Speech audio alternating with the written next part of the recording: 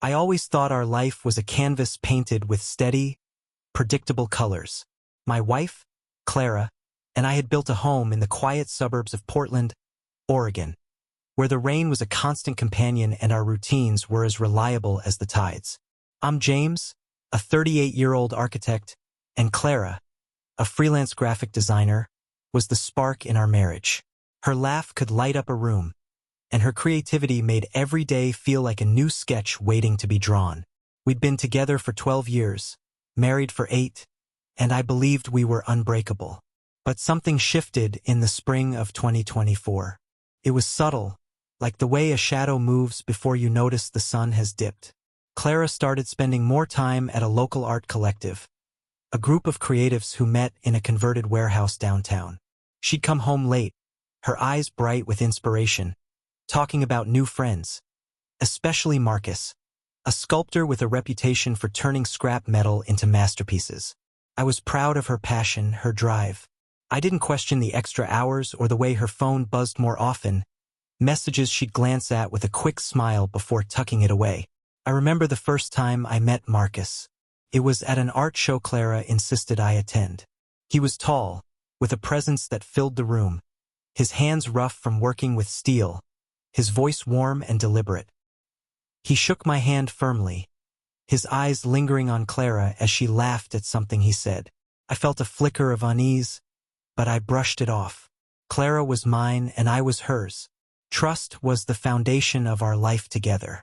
Still, I started noticing how she'd mention Marcus in passing, his latest project, his quirky habits, the way he saw the world. It was as if he was weaving himself into the fabric of our conversations, thread by thread. I tried to stay rational. Clara was allowed to have friends, to find inspiration outside our marriage. But the late nights grew longer, and her explanations grew shorter. Lost track of time, she'd say, slipping into bed with the scent of paint and something else, something metallic, like the air around a forge. I'd lie awake, staring at the ceiling, wondering if I was imagining the distance between us. The rain outside our window seemed to whisper doubts, and I couldn't shake the feeling that our canvas was starting to fray. By summer, the air in our house felt heavier, as if the walls were holding their breath. Clara's art collective had become her second home, and Marcus was at the center of it all. She'd come back from their meetings with sketches that were bolder, more chaotic, as if her soul was spilling onto the page in ways I couldn't decipher. I'd ask about her work, hoping to reconnect, but her answers were vague, her eyes darting away. It was like trying to hold water in my hands. She was slipping through my fingers. One evening, I found her phone on the kitchen counter, unlocked, a rare oversight. I hesitated, my heart pounding. I'd never snooped before. Trust had always been enough. But the weight of those late nights, the way she'd hum unfamiliar songs, pushed me past my principles. I opened her messages. There were dozens from Marcus, filled with inside jokes, references to moments I wasn't part of. One message, sent that morning, read, "Can't wait to see you tonight. Bring that spark." My stomach twisted. It wasn't proof of anything, but it was a crack in the foundation I'd thought was solid. I didn't confront her. Instead, I watched.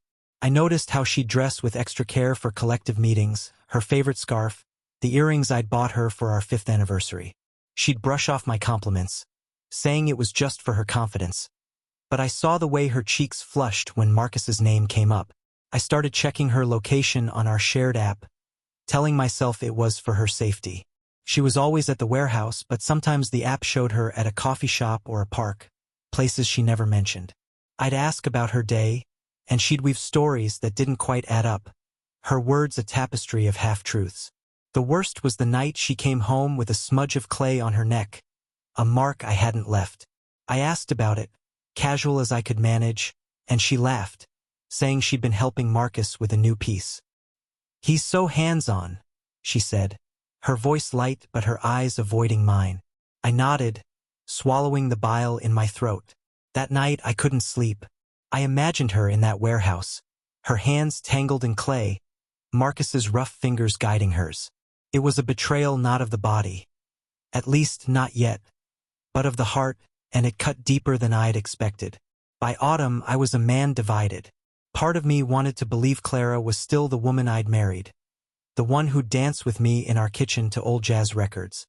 But another part, louder and darker, saw every glance, every late night, as evidence of something I couldn't name.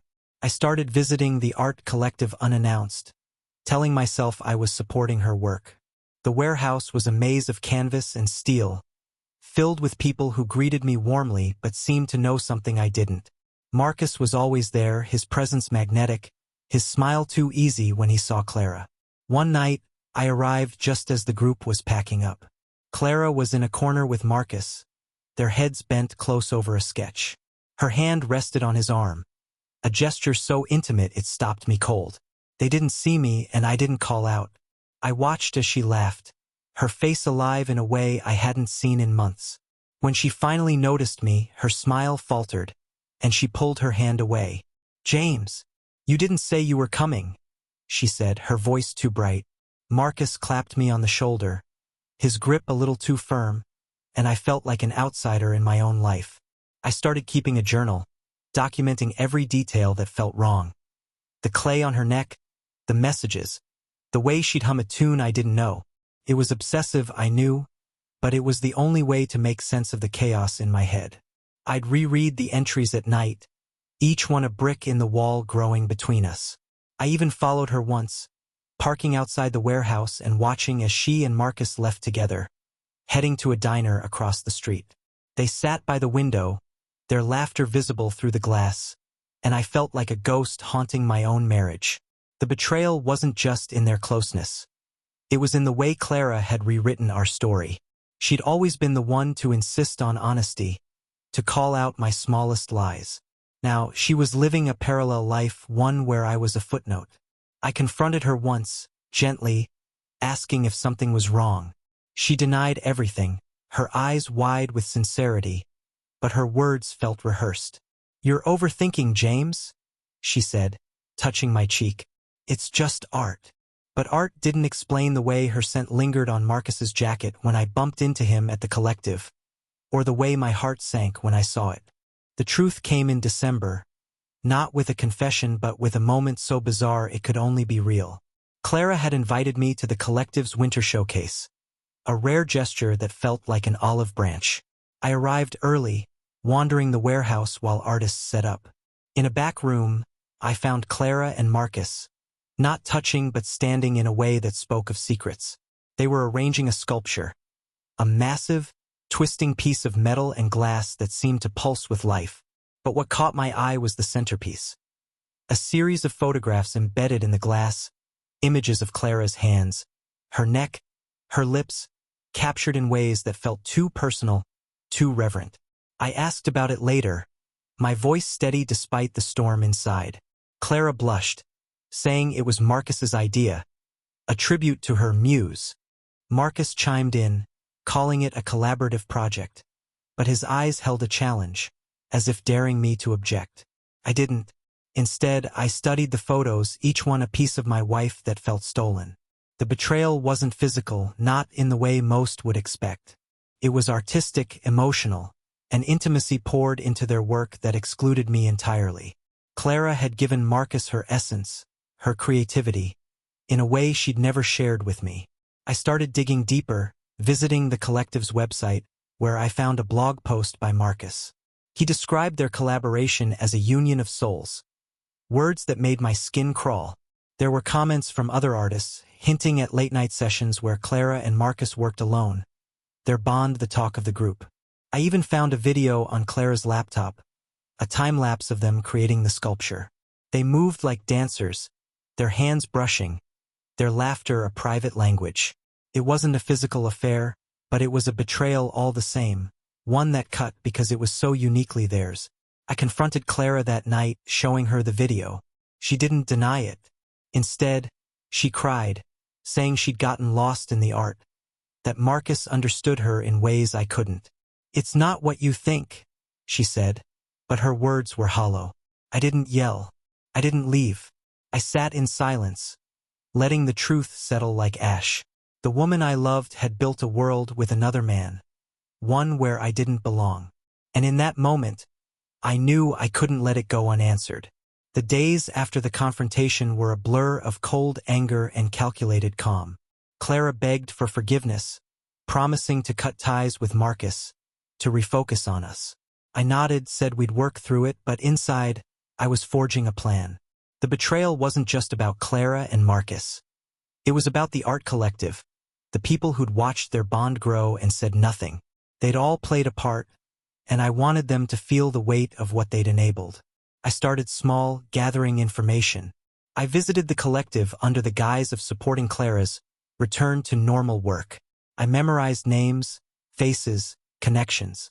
Marcus was the star, but the others, Lila, the painter, Ethan, the photographer, Sarah, the curator, were complicit, their silence a betrayal of its own. I found their social media, their portfolios, their weaknesses. Lila was desperate for a gallery show. Ethan was in debt. Sarah was chasing a grant. I filed it all away, pieces of a puzzle I'd used to dismantle their world.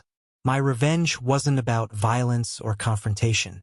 It was about precision, about turning their passions against them, just as Clara and Marcus had turned hers against me. I contacted a friend in the city's Arts Council, planting doubts about the collective's funding, hinting at mismanagement. I reached out to galleries, anonymously, questioning Marcus's originality, suggesting his work leaned too heavily on Clara's ideas. I even hacked into the collective's website, not to destroy it, but to tweak their artist bios, sowing subtle discord with exaggerations and half-truths. Clara noticed my distance but chalked it up to healing. She didn't see the late nights I spent planning, the way I'd smile at her while imagining Marcus's face when his next show was canceled. I wasn't just punishing them. I was rewriting their story, making them question each other, their art, their trust. It was cruel, yes, but it felt just. They'd taken my wife's heart, her creativity, and given it a new home. Now, I'd burn that home to the ground, piece by piece, and let them sift through the ashes. Winter hardened into January, and with it, my resolve. Clara believed we were mending, her guilt making her attentive, her smiles tentative but hopeful. I played along, cooking dinners, holding her hand, but my mind was elsewhere, orchestrating the first notes of my revenge. The art collective was a fragile ecosystem, built on egos and alliances. I'd learned enough to know where to apply pressure, and Marcus, the golden sculptor, was my first target. I started with his reputation. Using an anonymous email, I contacted a prominent art critic, planting a seed about Marcus's latest work. I suggested his sculptures, those towering, twisted forms, borrowed heavily from Clara's sketches, which I'd seen on her laptop. I attached a few images, carefully curated to show similarities without implicating her directly. The critic took the bait, publishing a blog post questioning Marcus's originality. It wasn't a takedown, just a whisper of doubt. But in the art world, whispers spread like wildfire.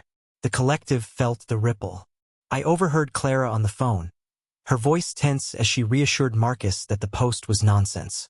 "They don't understand your process," she said, but I caught the strain in her tone. I smiled into my coffee, knowing the seed was sprouting. Next, I targeted the collective's funding. My friend at the Arts Council was discreet, but a few well-placed questions about their budget transparency led to an audit. The collective scrambled, their meetings now filled with paperwork instead of paint. Marcus's confidence wavered. I saw it at a collective event Clara dragged me to. His usual charisma dimmed as he fielded questions about the critic's post. I played the supportive husband, shaking his hand, asking about his next project with feigned interest. His grip was weaker, his eyes searching mine for something I refused to give. Clara, oblivious to my role, clung to my arm, whispering that she was glad I was there. I nodded, but my thoughts were on the next move, the next crack I'd widen in their fragile world. The beauty of my plan was its invisibility. No one suspected me, not Clara, not Marcus, not the collective. I was just James, the architect husband, quiet and unassuming. But every step I took was deliberate, a brick laid in a path that would lead to their ruin. I wasn't just punishing Marcus. I was dismantling the space where Clara had given him her heart. And I was only getting started. By February, the collective was a house of cards in a storm. The audit had frozen their funding, forcing them to cancel a spring showcase. Tensions flared, and I watched it unfold through Clara's stories, her voice heavy with worry. "Lila's furious," she'd say, or "Ethan thinks Sarah's hiding something." I listened, offering sympathy while stoking the fire in secret. I'd created a fake social media account, posing as a disgruntled former member, and posted vague accusations about favoritism in the collective's leadership. The comments exploded, artists turning on each other, trust eroding like sand. I targeted Lila next, the painter whose desperation for a gallery show was her Achilles heel. I knew a curator at a small gallery downtown, a contact from my architecture days. I fed him a tip about Lila's work, praising her talent but hinting at her unreliability. Missed deadlines, rumored tantrums. The curator passed and word spread. Lila's frustration boiled over at a collective meeting. Clara told me, her voice breaking as she described Lila accusing Marcus of hogging opportunities. I nodded, hiding my satisfaction. The collective wasn't just a group. It was Clara's sanctuary, and I was tearing it apart. Clara started spending more time at home, her spark dimmed by the chaos. She'd sketch at the kitchen table, her lines hesitant, as if the collective's turmoil had drained her creativity. I'd sit with her, offering quiet encouragement, but my mind was on Ethan, the photographer drowning in debt. I found his creditor through public records and, posing as a concerned friend, suggested Ethan was dodging payments. A week later, Clara mentioned Ethan's car had been repossessed, his mood souring the collective's already fractured dynamic. Marcus was struggling too.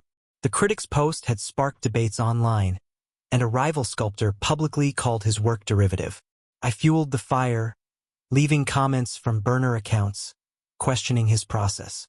His next exhibition, a solo show he'd bragged about, was quietly downsized, the gallery citing budget constraints. Clara worried about him, her loyalty a knife in my chest, but I used it, asking gentle questions that made her doubt his strength. "He'll bounce back," I'd say, planting the idea that he might not. The collective's collapse was my symphony, each note played with precision. Clara didn't see my hand in it, but she felt the weight. Her world was unraveling, and I was the architect of its ruin, building a cage around the life she'd chosen over me. The revenge was cruel, yes, but it was poetic, a mirror to the betrayal she'd woven with Marcus. March brought a chill that seeped into our home. Clara was a shadow of herself, her laughter gone, her sketches abandoned. The collective was on life support, its members bickering over scraps of funding and blame. She'd come home from meetings with red-rimmed eyes, her voice hoarse from arguments she wouldn't share. I'd hold her, murmuring comforts, but my heart was cold, my plan humming beneath the surface. Her pain was a consequence, a necessary step in my retribution. I escalated my efforts, targeting Sarah, the curator who'd enabled Clara and Marcus's collaboration. Sarah was chasing a prestigious grant, her career hinging on it.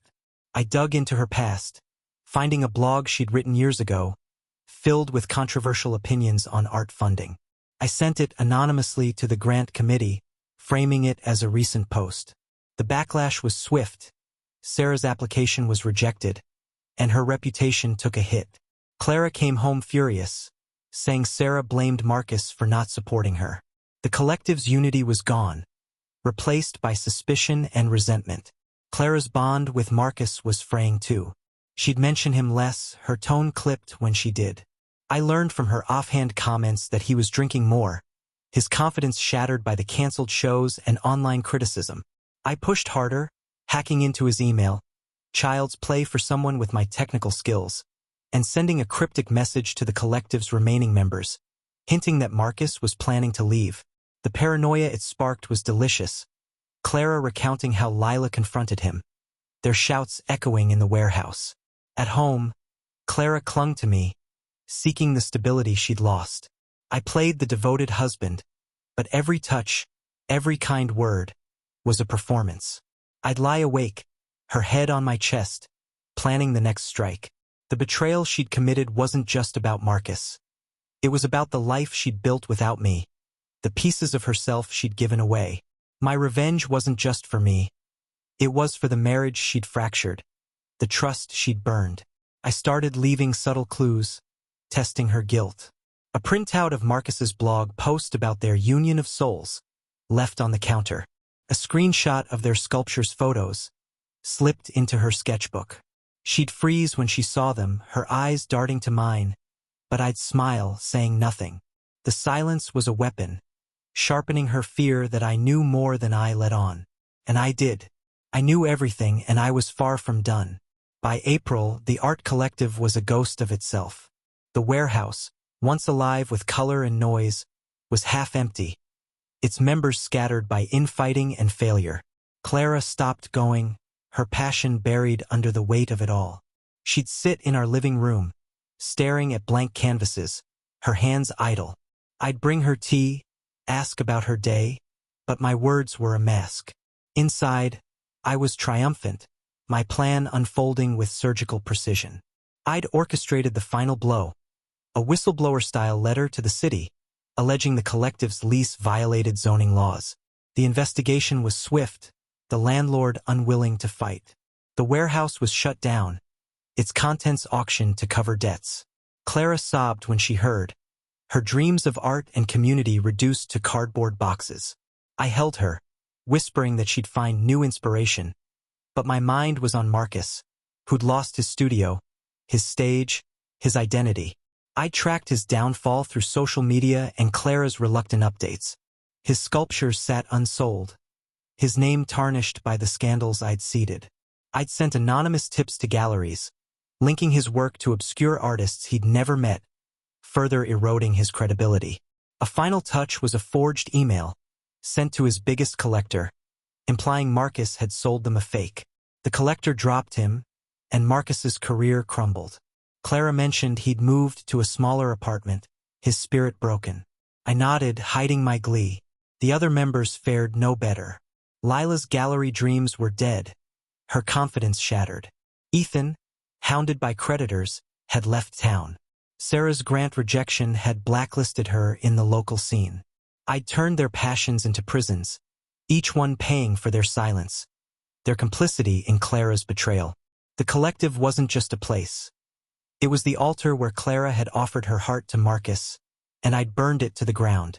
Clara's guilt was a living thing now, her eyes haunted whenever she looked at me. She'd try to talk about us, about rebuilding, but I'd changed the subject, letting her stew in her shame.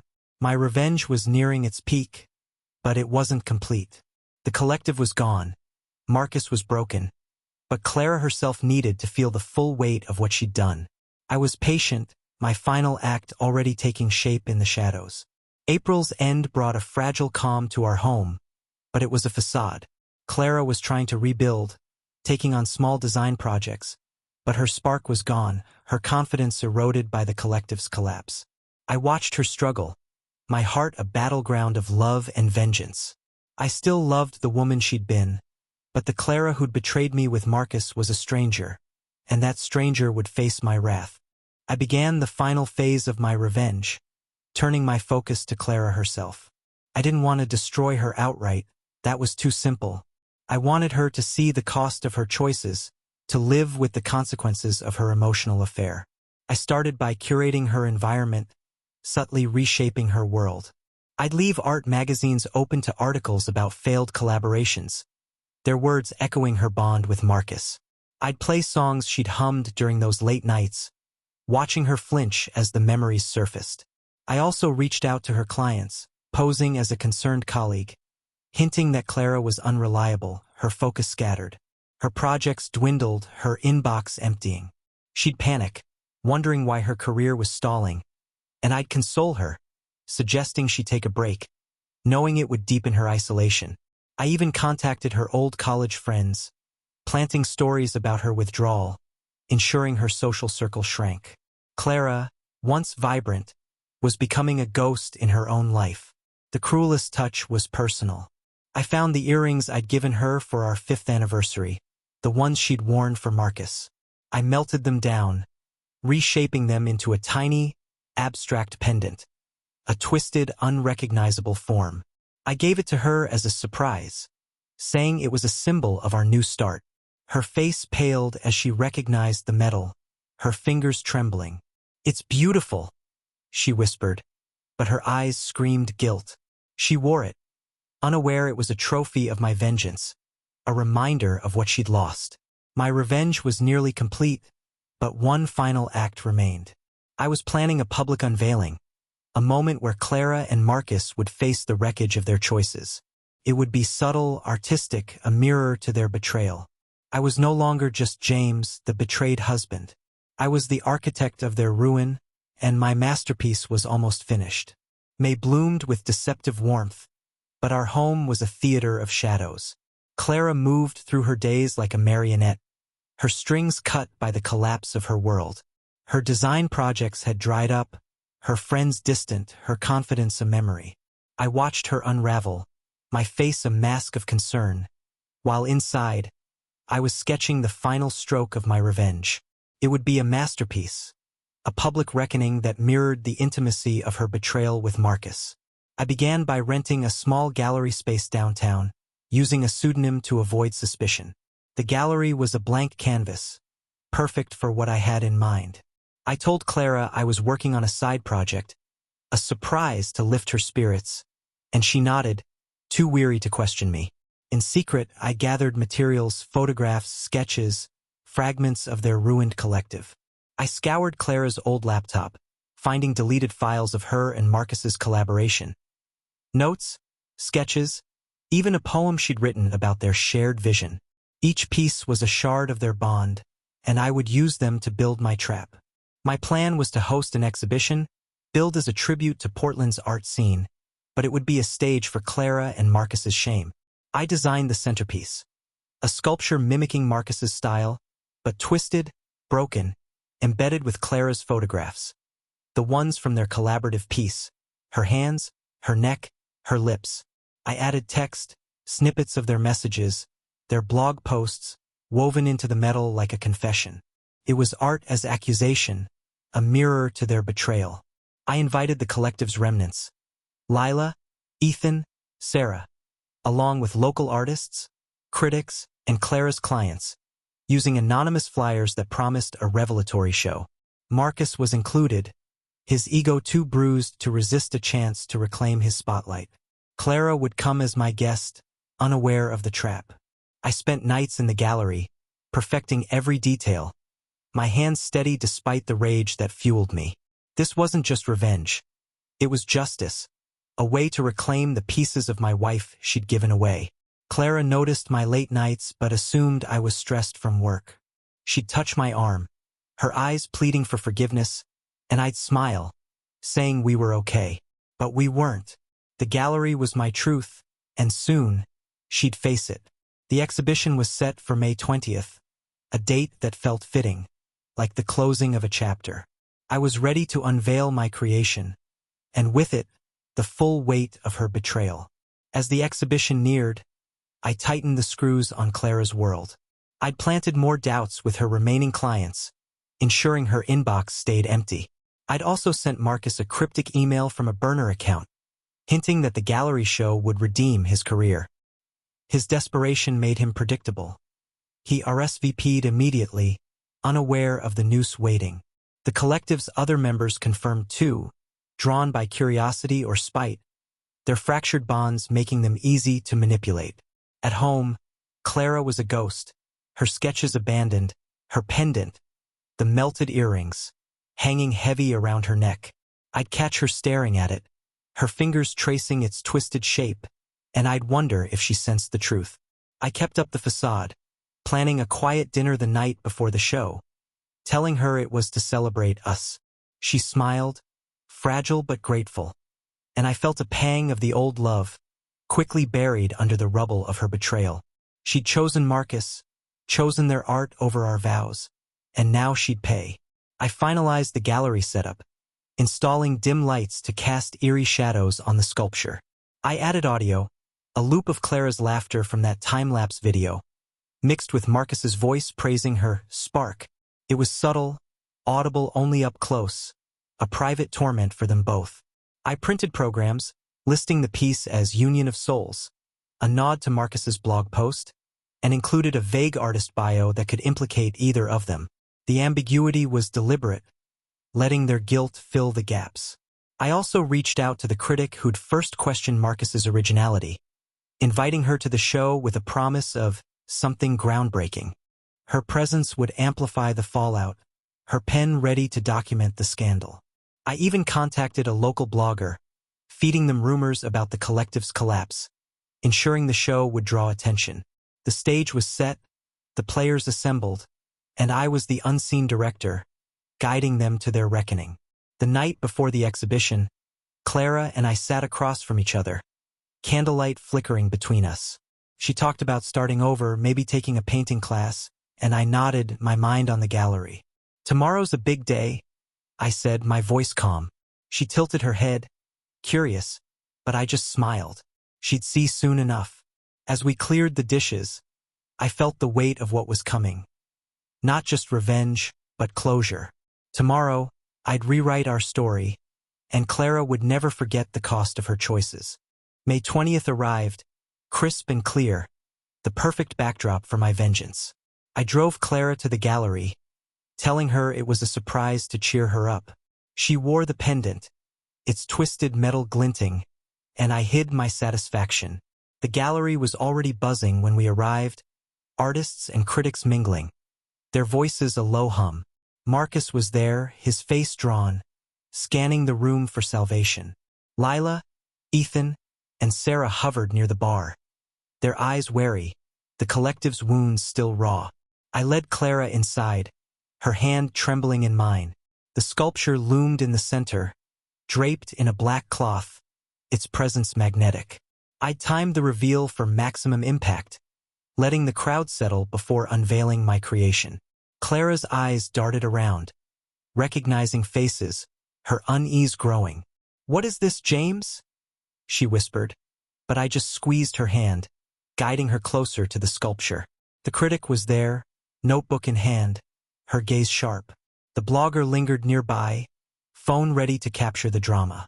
I stepped to the front, welcoming everyone with a practiced smile, my voice steady as I introduced the show. Tonight, we explore the heart of art, its passion, its betrayal, I said, my eyes meeting Clara's for a moment. She frowned, sensing something, but it was too late. I pulled the cloth away, revealing the sculpture in all its jagged glory. Gasps rippled through the room. The photographs, Clara's hands, her lips, glinted in the glass, their intimacy undeniable. The text, snippets of their messages, curled through the metal, accusing without naming. The audio kicked in, Clara's laughter echoing, Marcus's voice praising her. A loop of their private world now public. Clara froze, her face pale, her hand clutching the pendant. Marcus stared, his jaw tight, realization dawning. The crowd murmured, some recognizing the photos, others catching the audio's implications. I stood back, watching Clara's world collapse. She turned to me, her eyes wide with horror, but I met her gaze with calm indifference. Marcus pushed through the crowd, his voice low, demanding answers, but I shrugged, playing the innocent husband. Art speaks for itself, I said, loud enough for the critic to hear. She scribbled furiously, the blogger snapping photos.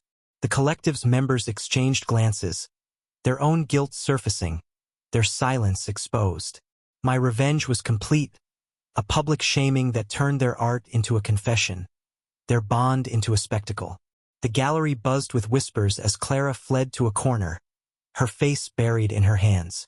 Marcus followed, his voice a harsh whisper, accusing her of leaking their work, but she shook her head, tears streaming. I watched from a distance, sipping wine, my heart a mix of triumph and ash. The critic approached me, asking about the sculpture's origins, and I played dumb, saying I'd commissioned an anonymous artist to reflect the collective spirit. She nodded, her pen flying, the story already taking shape. The blogger posted first, a viral thread calling the exhibition a scandalous exposé of the collective's collapse. By morning, the critic's article was online, dissecting the sculpture's raw betrayal, speculating about Clara and Marcus's relationship. Local art forums exploded, some praising the piece's audacity, others condemning its cruelty. Clara's name was everywhere, tied to Marcus, their collaboration now a public shame. Her clients dropped her, citing the controversy. Marcus's remaining shows were cancelled, his name toxic. At home, Clara was a wreck, her eyes hollow as she begged me to explain. "Did you do this, James?" she whispered, clutching the pendant. I didn't answer, letting her guilt choke her.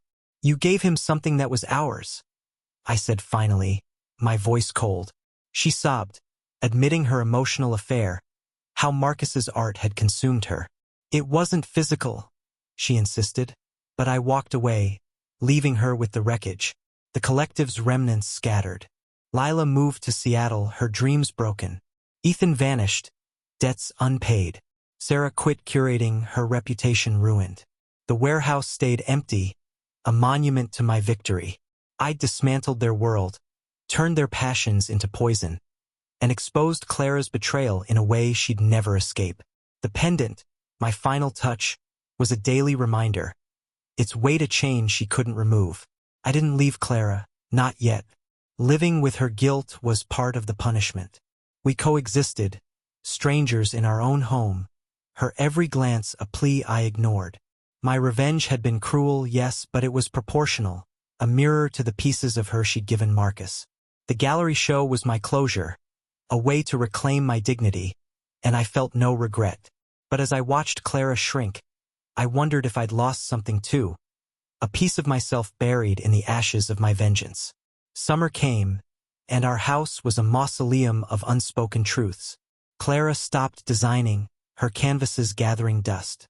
She wore the pendant daily, a self-imposed penance, its twisted metal a scar. I returned to my architecture work, my days mechanical, my nights spent reflecting on the path I'd taken. The gallery show was a fading echo, but its impact lingered. Clara's career was dead. Marcus was a pariah, and the collective was a memory. I'd won, but victory was a hollow thing, heavy with the cost of my rage. Clara tried to rebuild, taking a job at a coffee shop, her hands shaking as she served strangers. She'd come home smelling of espresso, her eyes avoiding mine. We spoke in fragments about bills or groceries, never about the gallery, never about Marcus. I didn't need to punish her further. The world I'd reshaped did that for me. Her isolation was complete, her spark extinguished, and I wondered if I'd gone too far, if my revenge had consumed the woman I'd once loved. Marcus left Portland, I heard, his sculptures unsold, his name forgotten. I tracked him once, out of curiosity, finding a social media post about a new job in construction. The irony was poetic. His hands, once revered, now breaking stone for survival. The collective's other members faded too, their dreams collateral damage in my war. I felt no guilt for them. They'd watched Clara drift from me and done nothing. But Clara's pain was harder to dismiss, a mirror to my own. I kept the gallery's lease, visiting sometimes to sit in its empty space. The sculpture was gone, sold to an anonymous buyer, my final act of erasure.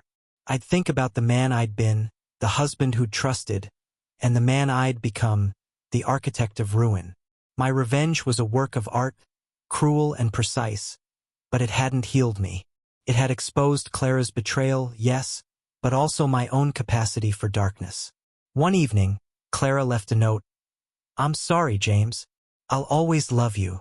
She was gone when I woke, her clothes missing, the pendant on the table. I didn't follow. She'd carry her guilt wherever she went, and I'd carry mine. The rain fell outside, as it always did, washing away the last traces of our story. I was alone, my revenge complete, but the silence was louder than I'd expected.